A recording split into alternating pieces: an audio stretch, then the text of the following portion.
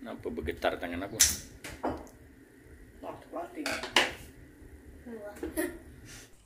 Assalamualaikum. Hari ini kita bertemu lagi dalam video dekorasi kek. Cetak gambar yang diingini, kemudian digunting. Kemudian masukkan dalam plastik laminating. Keraskan plastik ni ya. Seperti proses laminating biasa. Kemudian kita guntinglah satu persatu gambar tersebut. Gambar yang dipotong tu jangan betul-betul dekat gambar tu ya. Kena lebihkan sedikit plastik dia seperti ini. Tepi dia tu bagi lebih sikit plastik dia. Jadi bila dia terkena krim nanti gambar tersebut tidak akan rosak.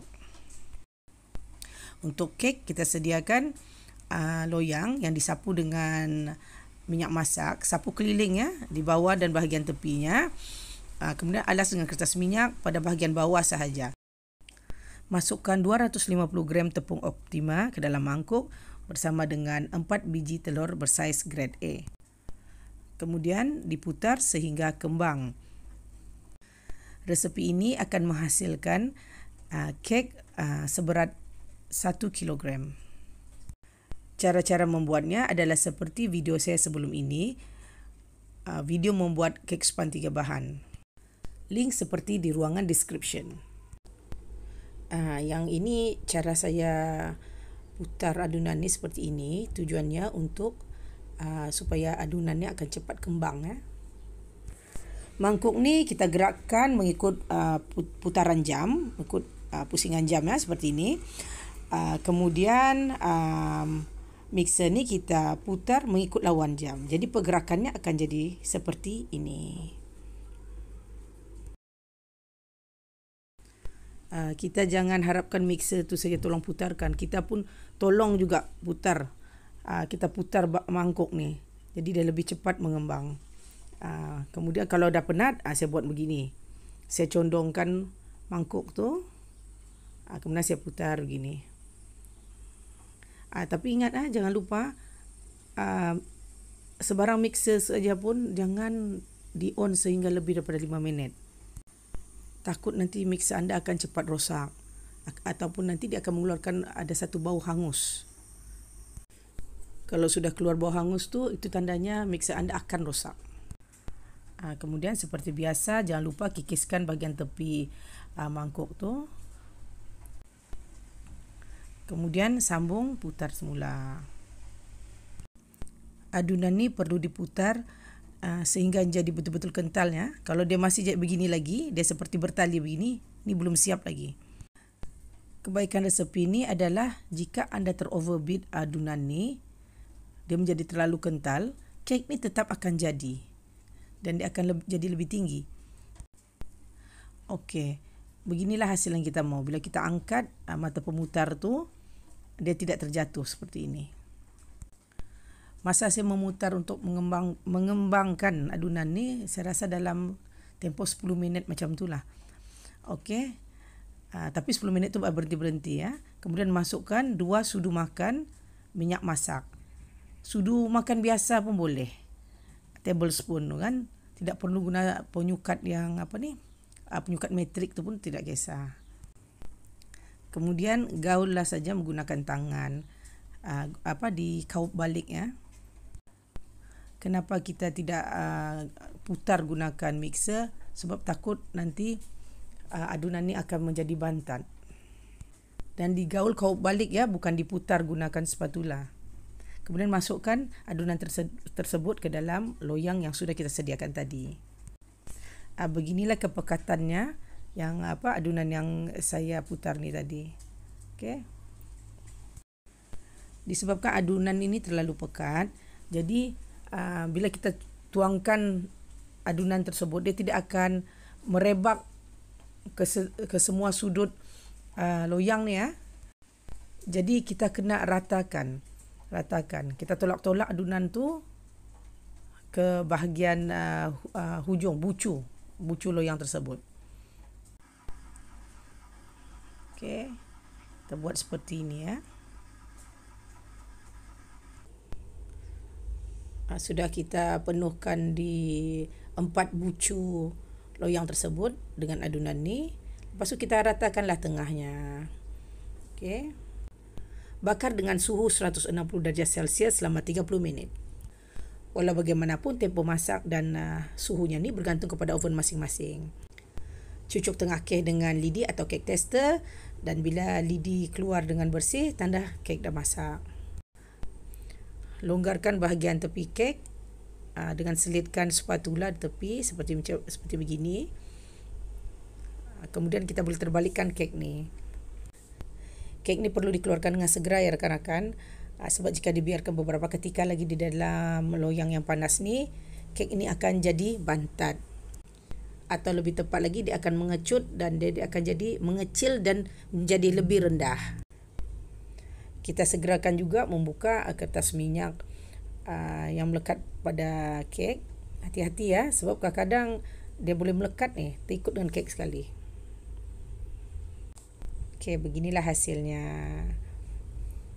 Kek tidaklah nampak setinggi mana ya, tapi bila kita letak filling, dia akan jadi lebih tinggi. Okey, seterusnya kita buat pula yang gambar yang kita sudah laminate tu. Okey, kita sediakan penyucuk sate. Okey, yang macam ni saya untuk makan keluarga saja. Saya guna lidi bekas penyucuk sate. Tapi kalau kawan-kawan yang nak jual kek ni, ialah untuk berniaga kan, kena beli lidi yang baru ya. Kalau mau menggunakan lidi yang pendek saja, boleh sekadar guna toothpick tu ataupun pencokel gigi. Belakangnya cukup sekadar kita selotip sahaja ya.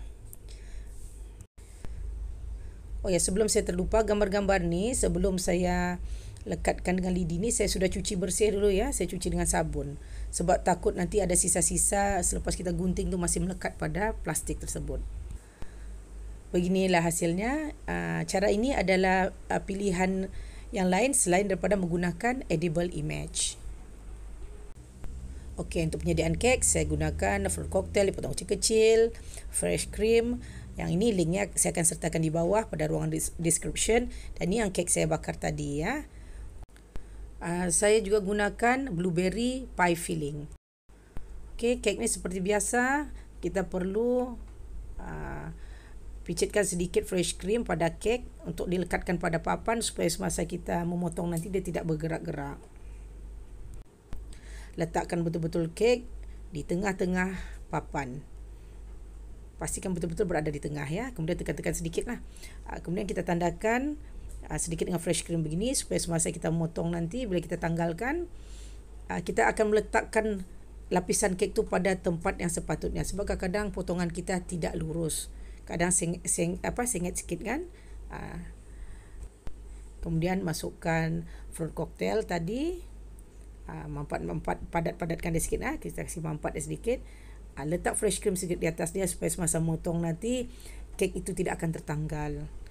Maksudnya lapisan dia tidak tertanggal. Masukkan blueberry pie filling. Kemudian ratakan dan letakkan sedikit fresh cream di atasnya. Kebiasaan saya membuat kek, filling yang lebih berat saya akan letakkan di bawah dan yang lebih ringan saya akan letakkan di bahagian lapisan atas. Untuk kek ni saya buat teknik crumb coat terlebih dahulu supaya sedak-sedak di keliling kek tu nanti akan melekat pada lapisan nipis fresh cream ni. Jadi kita lapisan sebenar nanti yang sebelah luar nanti bila kita buat, dia tidak akan terkena serdak-serdak tersebut. Teknik crumb coat ni ialah kita sapukan fresh cream pada kek dengan lapisan yang nipis saja ya, supaya semua serdap tu akan menyatu. Selain daripada itu, masa ni juga kita bentukkanlah mana sudut-sudut yang macam dia tidak rata kan, kita ratakan juga. Jadi nanti masa kita buat lepaan untuk luar lebih mudah dan lebih kemas. Okey, ini video ni seperti yang ada rakan-rakan request sebelum ni. Cara buat bagaimana saya buat lapisan-lapisan warna pelangi pada kek dia. Ini terpulanglah, warna ni terpulang kepada rakan-rakan nak guna warna pelangi 6 warna, 7 warna terpulang.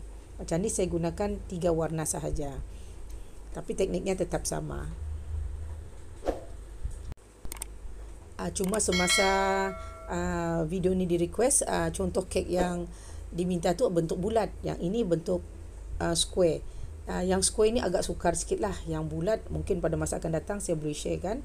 Tapi untuk bentuk square ni teknik dia agak sulit sedikit, tapi insyaAllah boleh buat. Okey, kalau macam mau meletakkan pelbagai warna, saya suka letak warna tu agak terang sikit ya. Jadi supaya nampak jelas lah setiap lapisan demi lapisan tu. Tapi jangan letak terlampau banyak sangat sampai krim tu menjadi pahit. Untuk warna, saya lebih suka menggunakan warna yang berasaskan minyak. Sebab warnanya lebih terang walaupun kita pakai sedikit. Kemudian masukkan setiap warna pada piping bag. Kemudian gunting saya di hujung piping bag tu. Kemudian kita pumpkanlah seperti ini. Okey. Pump jangan terlalu nipis ya. Biar pump tu agak tebal sedikit. Jadi senang kalau kita nak meratakan nanti. Pipekan warna merah satu jalur begini. Satu lapisan sehingga mengelilingi kek tersebut. Seterusnya di bahagian atas warna merah tu kita pumpkan pula warna kuning. Yang macam ni kebetulan saya gunakan warna kuning ni dah ada nozzle berbentuk bintang, tak kisah. Yang penting jalur dia tu ya. Dan lapisan ni janganlah terlalu jarak dengan lapisan yang warna merah tu. Masa pump ni warna kuning tu kena bertindih dengan warna merah tu ya. Faham kan maksud saya tu kan? Seterusnya warna hijau pun sama juga. Di atas warna kuning tersebut seboleh-boleh je jangan ada ruang pemisah di antara warna kuning dan hijau tu. Biar dia bersentuhan krim tu. Okey. Dan pump secukupnya, jangan kurang sebab nanti masa kita nak meratakan kerja akan menjadi tambah susah. Dan hasilnya pun agak kurang kemas nanti. Pumplah selurus mana yang boleh, garis bintang tu. Selurus yang rakan-rakan dapat buat lah ya. Jangan terlalu bengkang-bengkok. Dan bahagian atas dia ni, kan kita pump biar melepasi paras kek, ketinggian kek tersebut. Okey, jangan ngam-ngam ketinggian kek tu ataupun lebih rendah. Dia kena lebih tinggi sedikit. Jadi nanti bila kita kemaskan kek tu, dia akan nampak lebih cantik. Jika krim yang akhir tu kita pumpkan lebih tinggi daripada aras kek. Untuk meratakannya kita layangkan saja spatula kita seperti ini. Okey, tidak perlu tekan kuat-kuat sangat. Tujuannya ni supaya setiap lapisan warna tu dia akan jadi rata. Setiap kali kita mengangkat spatula tu, kena pastikan kita sapu bersih spatula tu ya, bersihkan supaya tidak ada kesan-kesan krim lagi. Okey. Sama ada kikis pada mangkuk ataupun yang lebih baik lagi disapu, dibersihkan menggunakan tisu. Macam ni saya tidak berapa bersihkan saya punya pisau kan, saya punya spatula. Jadi warna dia nampak macam kurang cantik lah. Kena bersihkan seperti ini.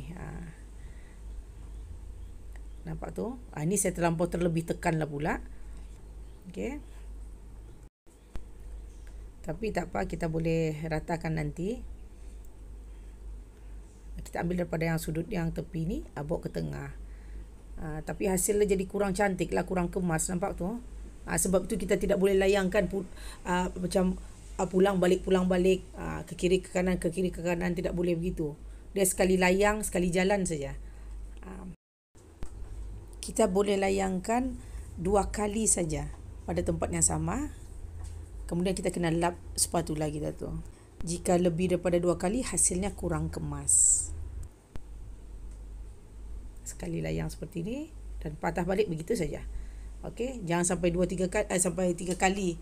Kalau 3 kali dia nampak tidak kemas lah, nampak macam agak comot sikit lah lapisan tu. Okay.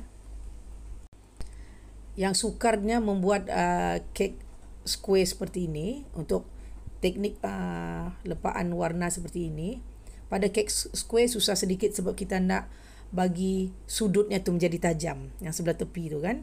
Kalau kek bulat senang saja. Kita layangkan spatula, lepas tu kita putar kek tu sampai dia bertemu. Tapi untuk kek square ni, teknik melepas kek square seperti ini diguna pakai juga seperti video saya sebelum tu. Tapi cuma beza dia, kita kena kerap membersihkan spatula kita. Okay?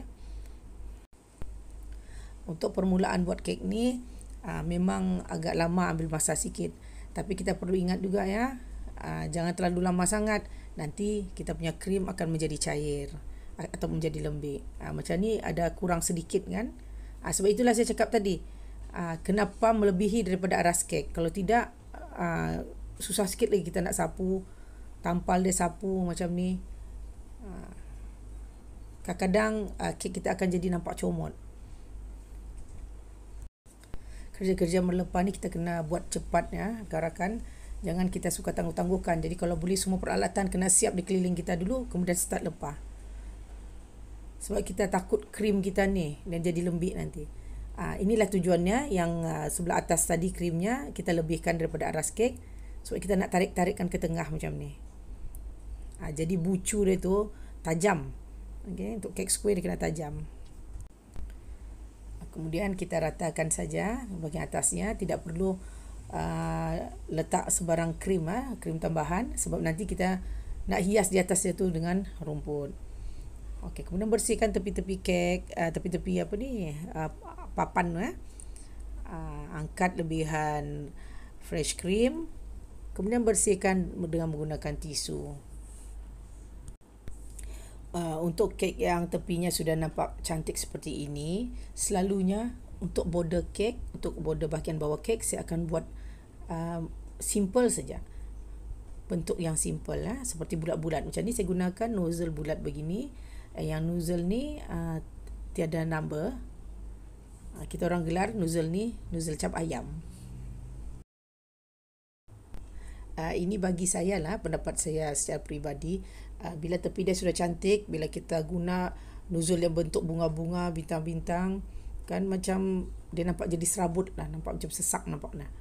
Jadi kalau kita buat macam bentuk yang dot-dot begini, warna pelangi itu akan lebih menyerlah lagi. Kemudian nozzle ni nozzle rumput yang saya gunakan, bentuk rumput. Untuk bentuk rumput sama juga, tiada nombor, cap ayam juga. Pam mengelilingi kek tersebutnya, mulakan dengan bahagian tepi dulu supaya kek tu nanti tidak tersasar daripada bentuk empat seginya tu. Okay, kita mau bentuk dia empat segi. Kadang-kadang bila kita mulakan daripada tengah, kek tu nanti tidak nampak bentuk empat segi dia tu. Okay, pam saja. Tak kisahlah warna dia tercampur putih ke apa kan, dia jadi nampak macam ada ton warna lah juga. Okay.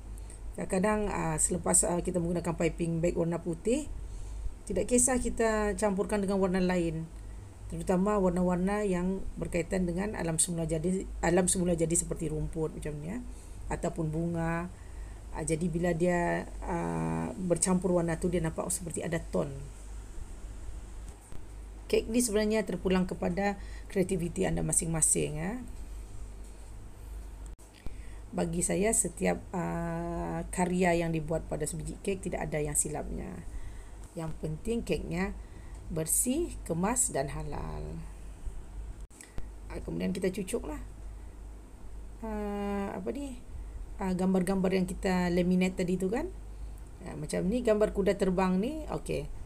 Agak-agak lah. Kalau terlampau tinggi, kita potong lah. Kita potong lidi tu mengikut ketinggian yang kita mahu. Untuk gambar yang kita pacak menyentuh di permukaan kek seperti yang ni, yang gambar poni yang kuning ni, kita tidak perlukan lidi yang tinggi pun boleh. Tidak perlukan lidi yang panjang boleh. Boleh gunakan toothpick saja pun boleh. Pencokil gigi gambar-gambar ni nanti birthday girlnya ataupun birthday boy bolehlah nanti disimpan untuk jadi koleksi peribadi diorang.